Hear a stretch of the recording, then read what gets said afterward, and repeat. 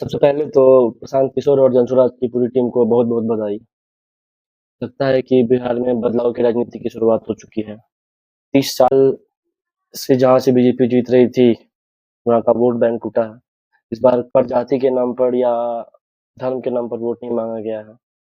मुझे लगता नहीं है कि इस चुनाव में भी बिहार में बांकीपुर में लोगों ने मुद्दों पर वोट दिया है, क्योंकि यही सेम जनसुराज आज से 6 महीने पहले जब इलेक्शंस हुए थे, तो वहाँ पर जो इनके उम्मीदवार थे, इनको बहुत कम वोट मिले थे।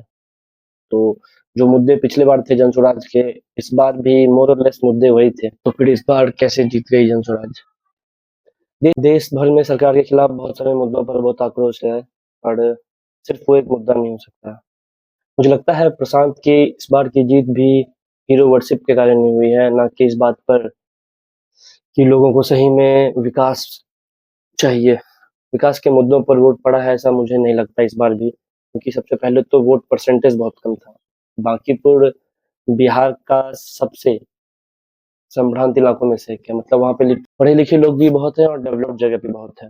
पटना का आपका ये मेन पटना वेस्ट पहले नाम था इस जगह का, विधानसभा का, तो काफी पढ़े लिखे और समझदार लोग है वहाँ, ऐसा माना जाता है। और वोटिंग परसेंटेज को देखते हुए ऐसा लगता नहीं है।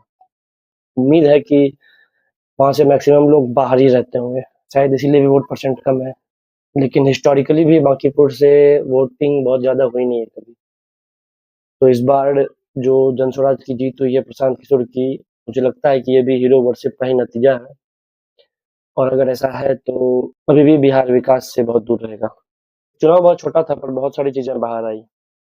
पहली चीज तो ये कि सरकार किस तरह से सरकारी तंत्र का उपयोग करती है, किस तरह से पुलिस का दुरुपयोग किया जा सकता है, ये आपको समझ में आया इस बार भी, विधानसभा चुनाव में भी, और इससे जस्ट पहले जब दिल्ली में प्रोटेस्ट। राइट्स हुए थे तब भी। जब विधानसभा चुनाव हुए थे बिहार में, तो जनसुराज की पूरी टीम पूरे बिहार में घूमी थी। प्रशांत किशोर खुद हर एक गांव गए थे और पूरा चार्ट बताया था कि कैसे कैसे कैसे शिक्षा ठीक होगी, कैसे स्वास्थ्य ठीक होगा, कैसे रोजगार आएगा, कैसे यहाँ के बाढ़ की समस्या ठीक होगी, गुंडा गर्दी खत्म होगी।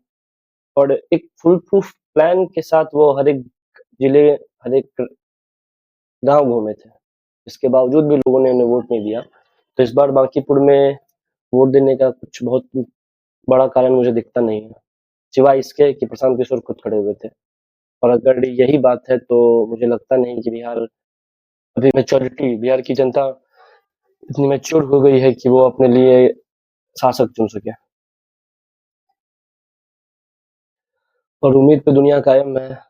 एक ही सीट सही, एक सीट जीतने से कोई अभूतपूर्व बदलाव न जनसुराज कर सकती है न प्रशांत किशोर। और शुरुआत तो कहीं से करनी पड़ेगी। अब बांकीपुर पूरे बिहार के लिए मॉडल बनेगा कि बिहार कि प्रशांत क्या करते हैं बांकीपुर के साथ।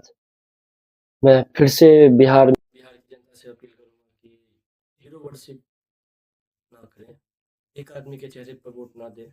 जैसे कि हम लोग पहले लालू जी के नाम पे देते थे, अभी मोदी जी के नाम पे दे रहे हैं, इससे पहले नीतीश जी के नाम पर दे रहे थे, और अब प्रशांत।